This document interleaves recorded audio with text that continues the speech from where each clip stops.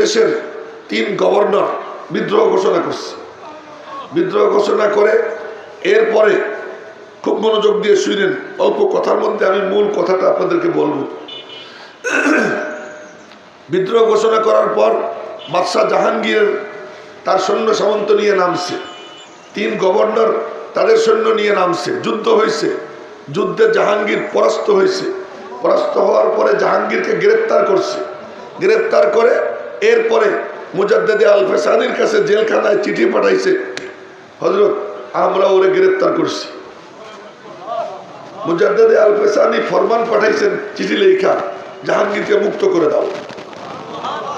জাহাঙ্গীরকে মুক্ত করে দেওয়ার পরে জাহাঙ্গীর বলে, আমারে মুক্ত করলা কেন? মুজাদ্দেদে আল ফেসানি হযরত হুকুম করছেন তাই মুক্ত করে দিলাম। কি উনি তোমাদেরকে হুকুম করছেন তাই?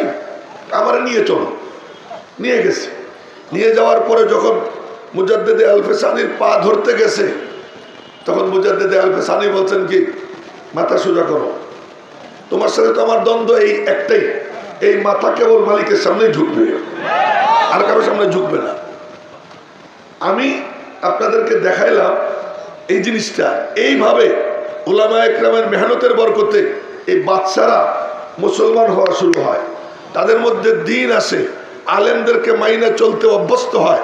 ফলে উপমহাদেশের মোগল বাদশারা তারা সব হানাফি মাযহাবের অনুসারী ছিল। সমস্ত মুসলমানরা হানাফি মাযহাব মাইনে চলতো। তাই তো ফতোয়া আলমগীরি, বাদশাহ আওরঙ্গজেব আলমগীর ফতোয়া আলমগীরি প্রণয়ন করছেন এই উলামায়ে কেরামকে সাথে নিয়ে। তখন ইংরেজরা দেখে কি, রাষ্ট্র যখন দখল করছে, সময় খুব কম, মৌলানা আব্দুল বাসেত খান সাহেব এসে গেছেন, উনি গুরুত্বপূর্ণ বয়ান করবেন, আরও উলামায়ে কেরাম আছেন। এজন্য আমি লম্বা সময় নিব না, খুব সংক্ষেপে যে কথাটা বলতেছি লক্ষ্য করবেন যে এটা আসলো কোত্থেকে। উপমহাদেশ পুরো সব মুসলমানরা আলেমদেরকে মানত, ইমাম মানে, মুফতি সাহেবরে মানে, মসজিদে কোরআনে কারিমের তালিম হয়, হাদিসের তালিম হয়, আলেমদের কাছে যোগ জিজ্ঞাসা করে বিবাহ শাদী ব্যবসা বাণিজ্য যা করার সব আলেমদেরকে জিজ্ঞেস করে করে। ইংরেজরা এই দেশ যখন দখল করলো, দখল করে দেখে সবাই তাদেরকে মানে, মুসলমানরা মানে না। এদিক ওদিক কেউ তাকাইয়েন না। আপনারা কিন্তু যারা এখানে আজকে আসছেন তারা দায়ী। তারা একটা সমাজের মধ্যে একটা ফিতনা আসতেছে, সেই ফিতনাকে কিভাবে ঠেকানো যায় তার জিম্মাদারি নিয়ে এক একজন এখান থেকে উঠবো। এখানে কোনো রং তামাশা করার জন্য আসিনি, এখানে কোনো ফুর্তি করার জন্য না। আমিও কোনো ফুর্তি করার কথা বলতেছি না, আপনাদেরকে মূল ফ্যাক্টটা বলতেছি যে দেখেন সব ইমাম মানে, তো সবাই মানে ইংরেজদেরকে, মুসলমানরা মানে না। মুসলমানরা কেন মানে না? গোয়েন্দা বাহিনী নামাইছে ইংরেজরা, গোয়েন্দা বাহিনী নামাইয়া তদন্ত করছে। তদন্ত করে দেখে কি এই সব আলেমদেরকে মানে, এরা হানাফি মাযহাবের অনুসারী।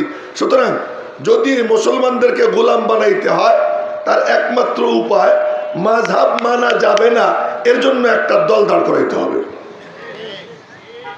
মনে রাখবেন, নাম বলতেছি।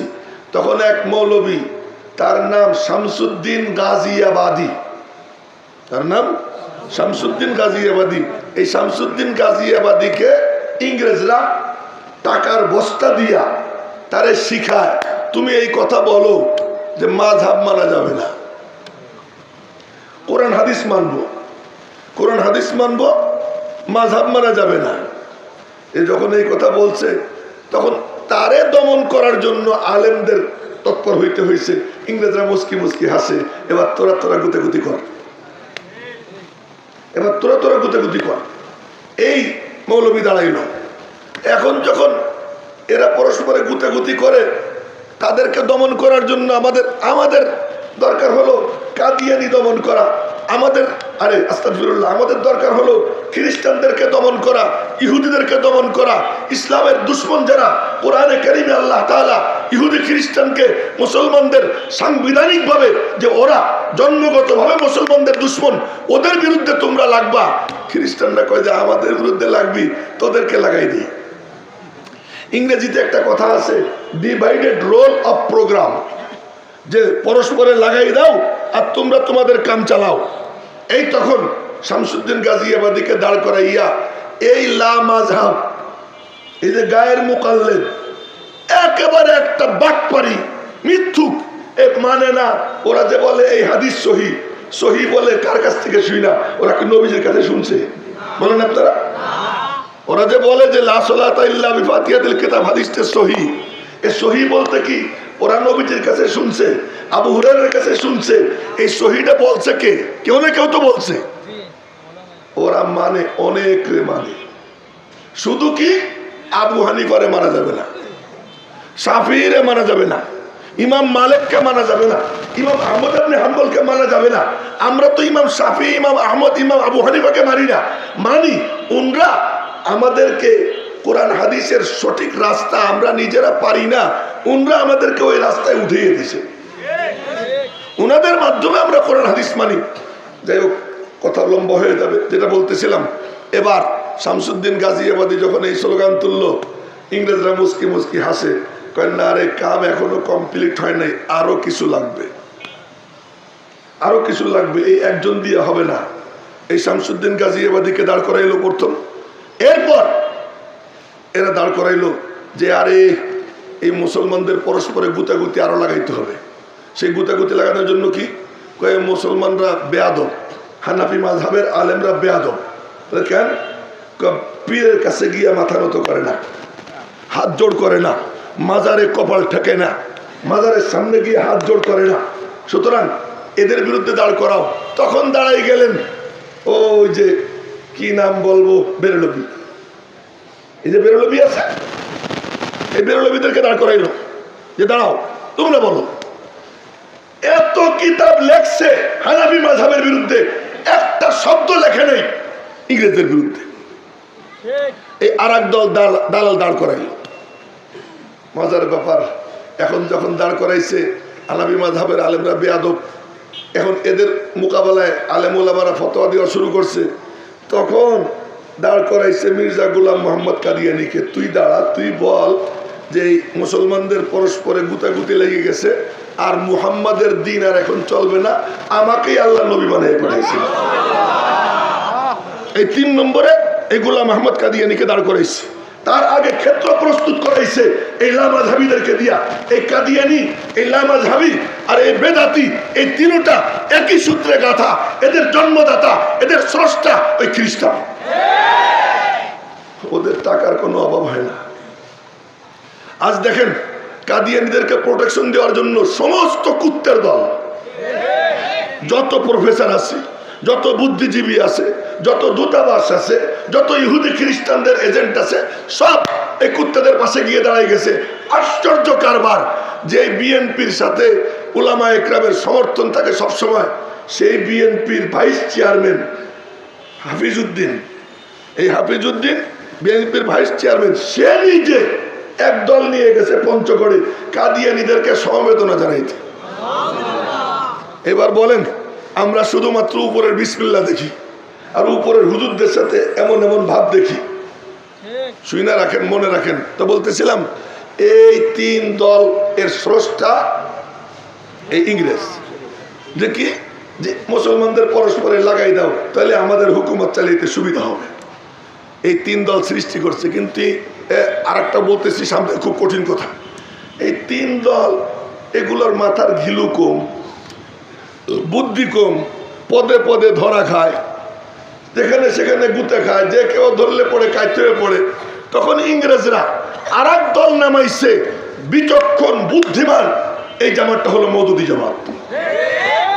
এই সমস্ত এই যে দেখেন কাদিয়ানী বিরোধী উলামা একরাম, তলেবে এলেম, সাধারণ মুসলমানরা নামছে, ওদের পক্ষ থেকে একটা শব্দ আসেনি, একটা শব্দ আসেনি।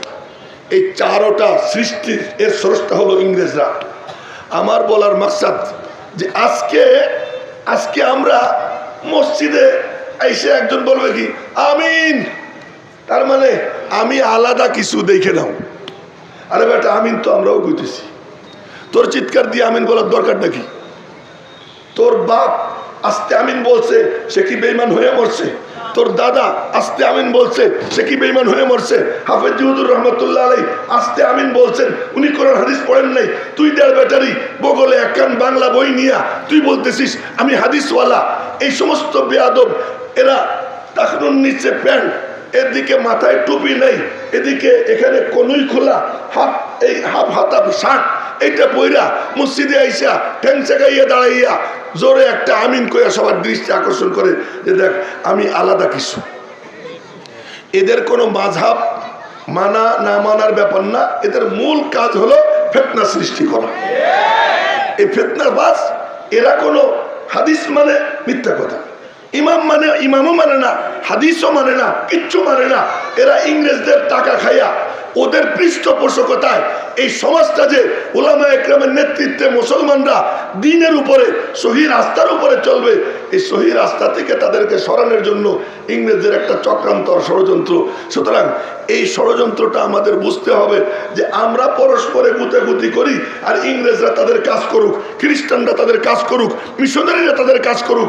আমরা পরিষ্কার ভাষায় বলতে চাই, মুসলমান আজ পর্যন্ত উলামা একরামের নেতৃত্বে যেভাবে চলতেছে ওইটাই ইসলাম, ওইটাই দিন। নতুন কোন স্লোগান যে দিবে সেই ইহুদি খ্রিস্টানের দালাল। সাদামাটা কথা, সাদামাটা কথা। যে বলবে তার গালে থাপ্পড়। কে কইছে তোরে মসজিদে আসতে? কে বলছে তোকে হাদিস নিয়ে আসতে?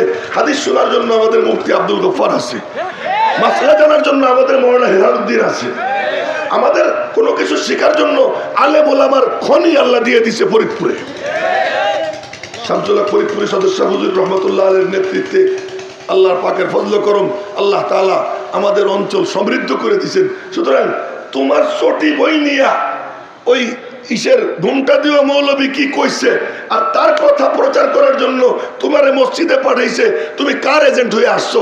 যে আসবে দেখেন কিছু কিছু জায়গা আছে যুক্তি টুক্তি লাগে না, এখানে কোনো যুক্তি নাই, এখানে হাদিস নিয়ে আমি গবেষণা করব, এই গবেষণা জায়গা নেই। ওই যে একজন আর কি বলছে যে আল্লামা রাজি, যে একজনরে বলছে কাঠুরিয়ারে, তুমি কি এক আল্লাহরে বিশ্বাস করো? হ্যাঁ। এক আল্লাহ যে এক, তার কোনো দলিল আছে তোমার কাছে? দাঁড়াও দলিল নিয়ে আইতেছি, দাঁড়াও দলিল নিয়ে আসতেছি। ঘরে গিয়া কুড়াল একটা নিছে, কুড়াল নিয়ে দাঁড়া, আল্লাহ এক, তার আবার দলিল চেষ্টা করে আমি দলিল দিই। এই যে উনি দৌড় দিছে আর মনে মনে কয় যে আল্লাহ আমার শত শত যুক্তির থেকে ওর যুক্তি অনেক শক্তিশালী। আমাদের বর্তমান কথা পরিষ্কার, ওদের সাথে আমরা কি দলিল দিয়ে কথা বলতে যাব? আমরা এই এতদিন পর্যন্ত আমাদের আকাবির, আমাদের আসলাফ, আমাদের বুজুর্গানে দিন আমাদেরকে যে পথে পরিচালিত করছেন, তারা আমাদেরকে যে কালিমা শিখাইছেন, তারা আমাদেরকে হালাল হারাম শিখাইছেন, তারা আমাদেরকে পর্দা শিখাইছেন, তাদের দেখানো পথে আমরা চলতেছি। আর তোমরা আইসো আজকে আমাদেরকে শিক্ষা দিতে, দিবেন কুড়াল নিয়ে দৌড়ানি, কুড়াল নিয়ে দৌড়ানি, এদের আর কোনো ই নাই। আর এদের পাশে যদি কোনো প্রশাসন এসে দাঁড়ায়, প্রশাসনকে বলবো পরিষ্কার কথা, সমাজে বিশৃঙ্খলা সৃষ্টির জন্য যারা পায় তারা করে, তাদেরকে দমন করা প্রশাসনের দায়িত্ব। এই শৃঙ্খল সুশৃঙ্খল একটা সমাজকে যারা বিশৃঙ্খলা করার জন্য আসতেছে, ওদেরকে আপনারা দমন না করে কেন আপনারা আমাদের পিছনে লাগেন?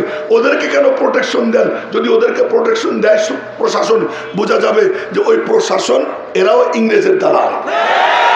এই জন্য পরিষ্কার কথা যে আমাদের মসজিদ ভিত্তিক ওলামা কেন্দ্রিক আলেমদের নেতৃত্বে এই সুশৃঙ্খল সমাজ, এই সমাজের মধ্যে বিশৃঙ্খলা সৃষ্টির জন্য যে আসবে, তার মধ্যে বিশেষ করে আহলে হাদিস আর কাদিয়ানি, আহলে হাদিস আর কাদিয়ানি, এই দুইটা। কাদিয়ানি শব্দ, তাদের পক্ষে শব্দ কেউ যদি উচ্চারণ করে তাকে জুতে মারতে মারতে এলাকার থেকে আমরা বের করব, পরিষ্কার কথা।